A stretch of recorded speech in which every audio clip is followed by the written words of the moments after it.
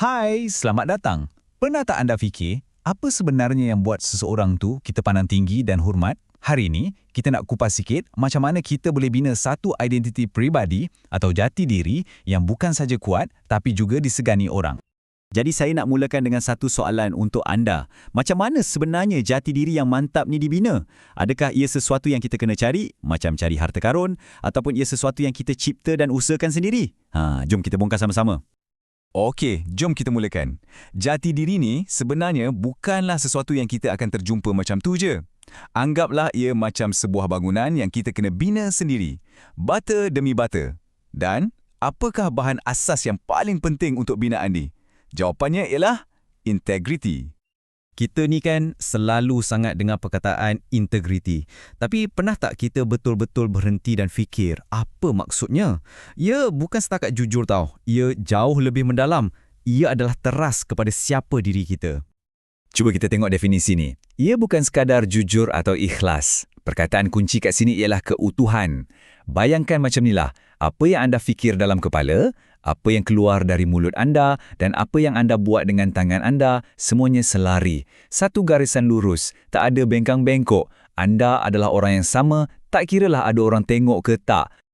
Dan ni satu fakta menarik untuk anda. Perkataan integriti ni sebenarnya datang dari perkataan Latin, integri, yang bermaksud menyeluruh, lengkap atau tidak berubah. Macam nombor integer dalam subjek matematik tu kan, yang tak ada pecahan. Sama jugalah dengan orang yang berintegriti. Pribadi dia tu utuh, tak berbelah bahagi. 4 nilai ni, inilah tiang seri yang memegang integriti kita. Semuanya mula dengan kejujuran. Bila kita jujur, secara automatik kita akan ada harga diri. Sebab kita tahu kita tak menipu sesiapa.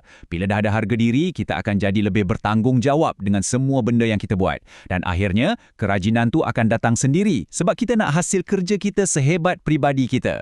Nampak tak kaitan dia? Semuanya bersambung. Okey, jadi apa untungnya kalau kita amalkan integriti ni? Kenapa ia penting sangat?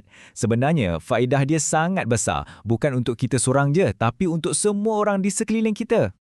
Inilah superpower integriti yang sebenar. Ia bermula dengan kepercayaan. Orang lain akan mula percaya pada cakap dan tindakan kita.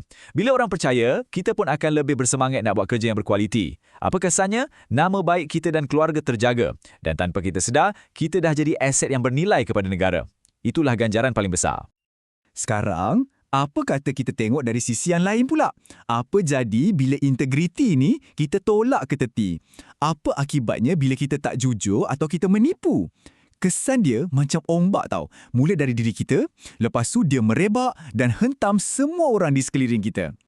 Dan mangsa pertama perbuatan tak berintegriti ni tak lain tak bukan diri kita sendiri. Ia macam racun yang kita telan, yang perlahan-lahan rosakkan kita dari dalam. Cuba fikirkan, setiap kali kita tak jujur, maruah diri kita tu terhakis sikit demi sikit. Kepercayaan orang yang kita ambil masa bertahun nak bina, boleh hancur dalam sekelip mata je. Dan tindakan ni bukan saja rosakkan masa depan kita, tapi ia juga boleh buat kita jadi orang yang pentingkan diri sendiri. Harga yang kita kena bayar tu sangat-sangat mahal. Tapi kesan dia tak berhenti kat situ. Ombak tadi tu akan terus bergerak. Dan kali ni ia akan melanda orang yang paling kita sayang, iaitu keluarga kita. Perbuatan kita yang tak jujur tu bukan setakat bagi malu pada keluarga, tapi ia boleh sebabkan keretakan.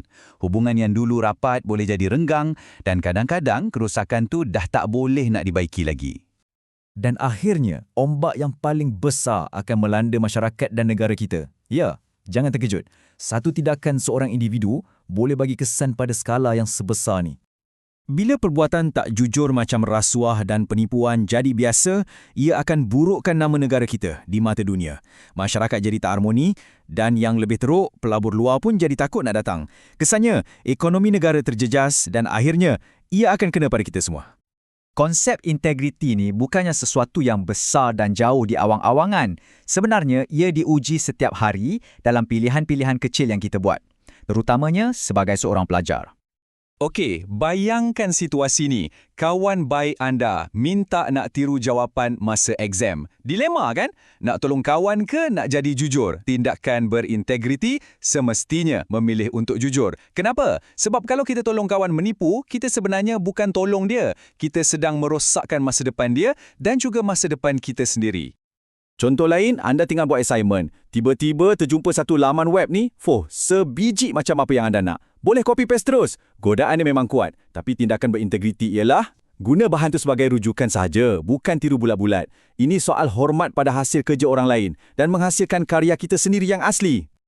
Cuba lihat sekejap jadual ni. Ia menunjukkan sesuatu yang sangat penting. Integriti ni bukan idea dari barat atau timur. Ia adalah nilai sejagat tak kira apa pun agama dan kepercayaan kita. Seperti yang anda nampak, mesej asasnya tetap sama. Jujur, benar dan amanah. Ini bukti yang integriti ni memang sebahagian dari fitrah kita sebagai manusia.